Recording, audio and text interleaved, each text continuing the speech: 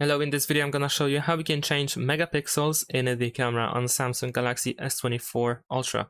It is pretty simple. All we need to do is open the camera, of course, and now over here we have at the top different options, and you're looking for the option with the M as with numbers and M. So if you tap on this option, then you should be able to either switch to different megapixels, different amount, or if you have more than one additional option, you can choose one of these. So for instance, in the default photo mode, we have 12 megapixels, 50 megapixels, and 200 megapixels. Select the desired amount that you wish to have, and that's pretty much it.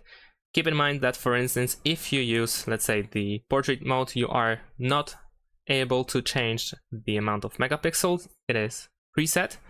We can also switch, let's say, to maybe let's choose Pro mode, and in the Pro mode we can choose 12 or 50 megapixels, and 200 is not available. So I believe that the 200 megapixels camera is available only in the default photo mode. So that's it. Thanks for watching. Leave a like and subscribe to my channel, and see you in my next videos. Bye.